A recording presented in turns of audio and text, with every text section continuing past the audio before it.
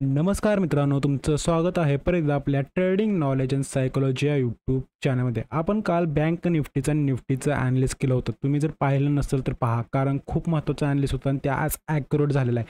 आपण आज व्हिडिओच्या एंडिंगला काय म्हणतोय मी, व्हिडिओच्या एंडिंगला आज मी ट्रेड घेतले ना, ते आजपासून आजपासून सांगत जाईल की मी आज कोणती एंट्री घेतली होती आणि मला टार्गेट किती मिळालं आणि माझा जर एस-एल झाला तर एस-एल हिट झाला किती, हे दोन्ही पण मी आजपासून सांगायला चालू करेल. पण व्हिडिओच्या एंडिंगला त्याच्या अगदी आपण काय करूया की आपण काल काय ॲनालिसिस केलं होतं ना ते पाहूया. पहिल्यांदा बँक निफ्टीचं ॲनालिसिस पाहूया, त्यानंतर आपण काय करूया, निफ्टीचं ॲनालिसिस करूया. ठीक आहे. आता आपण काय केले, पहिल्यांदा सुरुवातीला मार्केट 15 मिनिटाचे कॅन्डल ओपन केली. आपण काय म्हणतोय, 15 मिनिटाचे कॅन्डल ओपन केले. त्यामध्ये बघा आपल्याला काय दिसतं, मार्केटनं आज काय केलेलं आहे, मार्केटनं आज बघा की फ्लॅट ओपन झालेलं आहे. मी काल सांगितलं होतं, पहिले पॉईंट लक्षात ठेवा, जोपर्यंत मार्केट 52,300च्या वर ट्रेड करत नाही तोपर्यंत आपल्याला बाईंगचा विचार करायचा सुद्धा नाही. काय म्हणतोय, 52,300च्या वर जोपर्यंत ओपन होत नाही किंवा ट्रेड होत नाही, जोपर्यंत ह्याच्यावर ट्रेड करत नाही तोपर्यंत आपल्याला बाईंगचा विचार करायचा नाही. नाहीतर तोपर्यंत आपल्याला काय करायचं आहे, कंटिन्यू ट्रेंडमध्येच ट्रेड करायचं आहे. ठीक आहे. मग मार्केटमध्ये झालं आहे काय, पहिली कंडिशन दुसरी कंडिशन होती आपली. दुसरी कंडिशन होती, जर मार्केटमध्ये समजा फ्लॅट ओपन झालं, काय म्हणतोय फ्लॅट, तर फ्लॅट ओपन झाल्यानंतर आपल्याला काय करायचं की प्राइज ॲक्शन वॉच करून आपल्याला काय करायचं आहे, कंटिन्यू ट्रेंडसोबत एंट्री घ्यायचं आहे आणि एक 50,300चं टार्गेट आपल्याला मिळू शकतं, हे आपण ते पण सांगितलं होतं.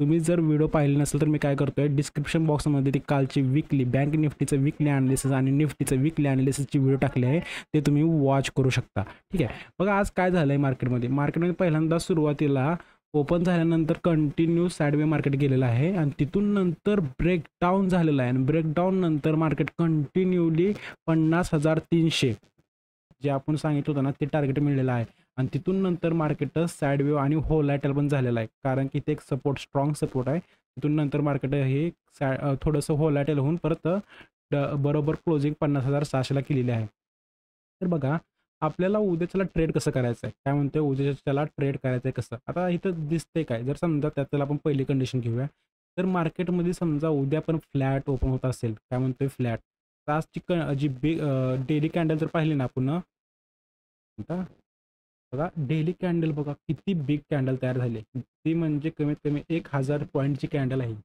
काय म्हणतो मी, 1,000 पॉईंटची मार्केटनं आज कॅन्डल तयार केली. आता उद्याच्याला बघा, आता मार्केट सपोर्टच्या बरोबर सपोर्टला ट्रेड करतंय, काय म्हणते सपोर्टच्या लेवलला.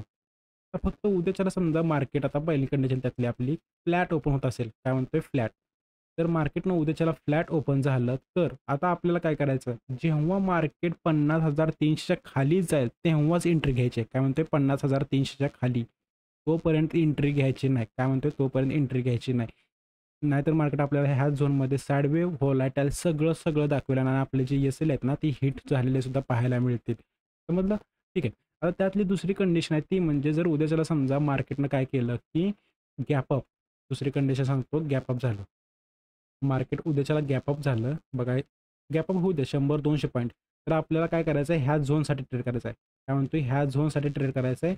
आणि मी सांगितलं होतं ह्या वीकमध्ये जर समजा जोपर्यंत मार्केट 50,300 ब्रेक करत नाही आणि वरच्या साईडला 52,300 ब्रेक होत नाही तोपर्यंत आपला मार्केट एक ह्या येणाऱ्या वीकमध्ये एक पॉज कॅन्डल दाखवेल, हे पण सांगितलं आहे.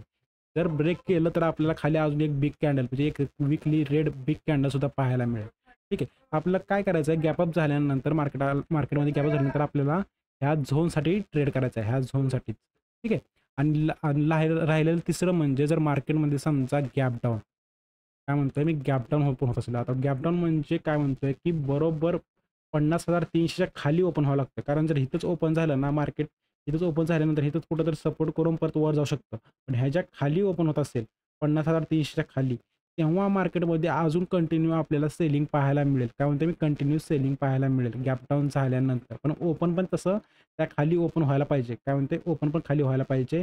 आणि जर समजा ओपन झाल्यानंतर ह्या झोनमध्ये 50,300च्या झोनमध्ये येत असेल आणि नंतर वर जात असेल, तर आपल्याला परत मार्केट काय होईल, साईडवे किंवा व्होलॅटाईल पाहायला मिळेल. पण बाईंगची एंट्री, काय म्हणतो मी, बाईंगची एंट्री घेण्यापासून अवॉइड राहावा. काय म्हणतोय, अवॉइड राहा, कारण की हा झोन हा व्होलॅटाईल झोन आहे आणि तुम्हाला काय करेल, आजच्यासारखं बघा इथं काय झालं बघा, मार्केटनं काय केलंय, सपोर्ट घेतलाय बरोबर 50,300ला सपोर्ट घेतला आणि तिथून एक आपल्याला काय दाखवलं, एक बिग मूव्हमेंट, म्हणजे कमीत कमी ही काय म्हणतोय मी, 1000 पॉईंटची मूव्हमेंट ही जी दिसते तुम्हाला अपसाईडला, ही आता ही दिसते अपसाईडला मूव्हमेंट, 1000ची अपसाईडला मूव्हमेंट पाहायला मिळेल. ही आहे व्होलॅटिलिटी, काय म्हणतो, ही आहे व्होलॅटिलिटी. आणि नंतर बघा, नंतर ज्यांनी समजा इथं कुठं तर बाय जर ट्राय केला असेल तर त्यांचा ESL सुद्धा हिट झाला आणि नंतर मार्केट ट्रेड कुठं करतंय, कंटिन्यू ट्रेडमध्ये ट्रेड करतंय.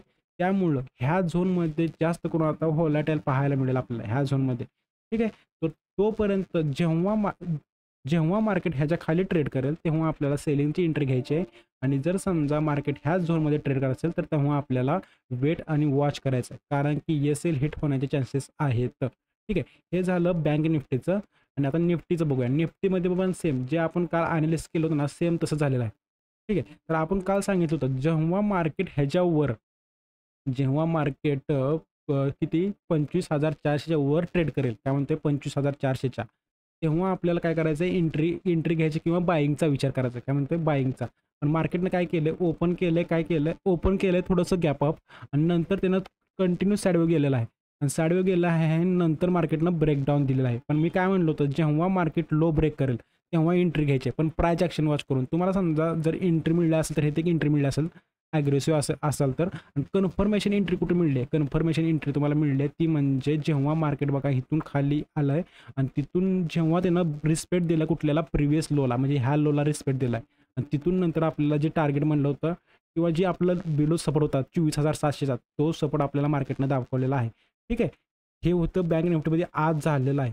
आता आपल्याला उद्याच्याला काय करायचं आहे बघा, उद्याच्याला त्यामध्ये लक्षात ठेवा, जर बँक निफ्टीमध्ये समजा आता मार्केट फ्लॅट ओपन होत असेल, फ्लॅट म्हणजे कुठं 24,800, ट्रेड करायचं नाही, काय म्हणताय ट्रेड करायचं नाही. मार्केट काय करेल, ह्या झोनमध्ये तुमचे ESL हिट करण्याचे जास्त चान्स आहेत.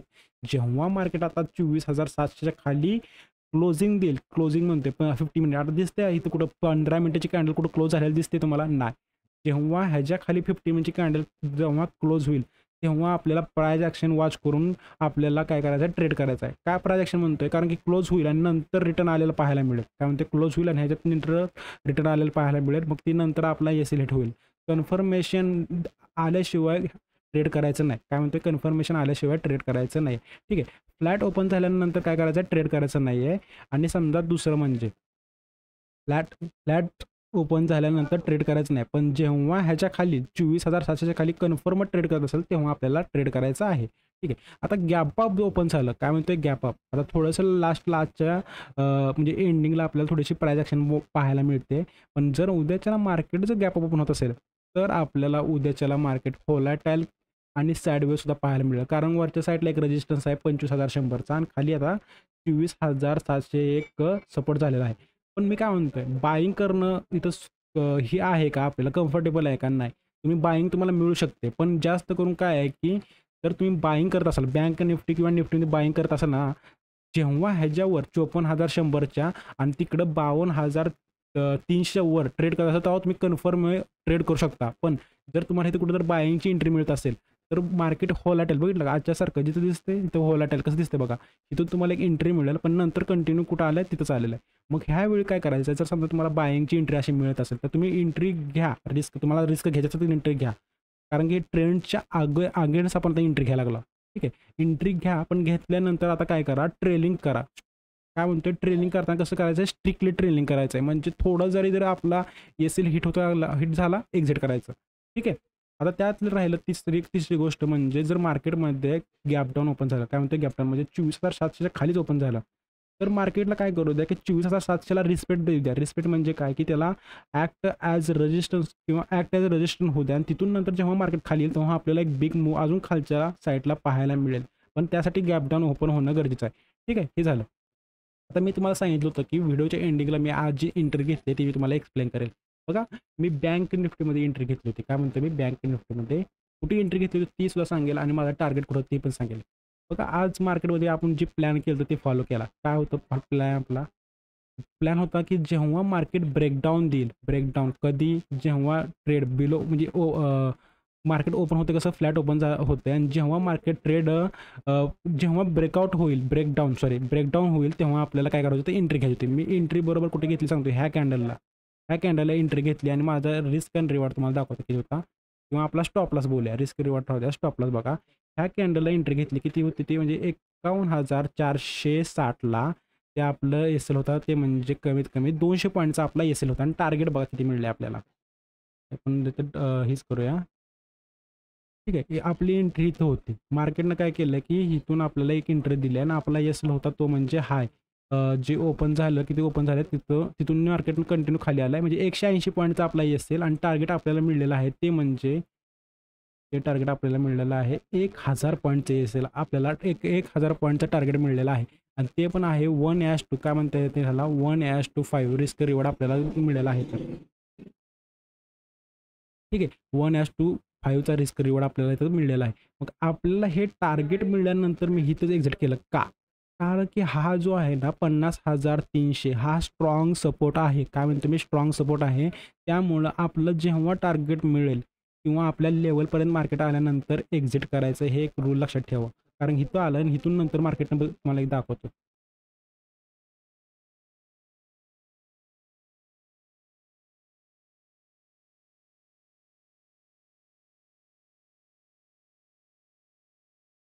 ओके. मार्केट बघा इथं आलं. इथून आल्यानंतर तुमचं ऑलरेडी टार्गेट मिळलं आहे तुम्हाला. टार्गेट नंतर मार्केटने काय केलं थोडीशी प्राईस ॲक्शन करून तुम्ही जिथं ओपन झालं का ओपन काय म्हणतोय आपण जिथे एंट्री घेतली तिथपर्यंत मार्केट आले. तिथून खाली आले मान्य आहे. पण हे जे आहे ना हे सायकोलॉजी ना आपलं जे असतं ना मनी मॅनेजमेंट सगळं प्रॉब्लेम करतं. सायकोलॉजीमध्ये प्रॉब्लेम येतो, मनी मॅनेजमेंट प्रॉब्लेम येतो. कारण की आपल्याला ऑलरेडी दाखवताना किती 1000 पॉईंट दाखवतं आणि नंतर बघा ही जर तुम्ही तिथं जर इथं जर एक्झिट केलं नसतं तर आपल्याला इथं किती दाखवेल 100 पॉईंट. काय म्हणतो मी 100 पॉईंट. मग ह्या 100 पॉईंट आणि 1000 जे 1000 पॉईंटचं तुम्हाला डिफरन्स समजते का? त्यामुळं टार्गेट जेव्हा मिळेल तेव्हा एक्झिट करणं हे बेस्ट ऑप्शन असतं. ठीक आहे. नंतर कंटिन्यू आपल्या हाय त्या लेवलला म्हणजे जिथं आहे तिथं आलेला आहे. पण हा जो व्हॉलॅटिलिटी असते ना ह्या व्हॉलॅटिलिटीमध्ये फसला ना तर ते फसला तर तिथं प्रॉब्लेम काय येतो की आपली जी सायकोलॉजी असते ना ती सायकोलॉजी पूर्ण डॅमेज होते. त्यामुळं महत्त्वाचा पॉईंट लक्षात ठेवा. टार्गेट मिळलं किंवा तुमच्या जे लेवलपाशी आल्यानंतर एक्झिट करायचं. ठीक आहे. नंतर जर समजा आता इथून मार्केट उद्याच्याला कुठेतरी मला मिळत असेल तर मी नंतर न्यू पोझिशनसुद्धा ॲड करेल. पण जर ह्याच्या खाली मिळेल तर. ठीक आहे. चला आपलं बँक निफ्टीचा अनालिसिस झालेला आहे आणि आजची एंट्री कशी घेतली ती पण एक्सप्लेन केलेलं आहे. चला भेटूया उद्याच्याला. तोपर्यंत बाय.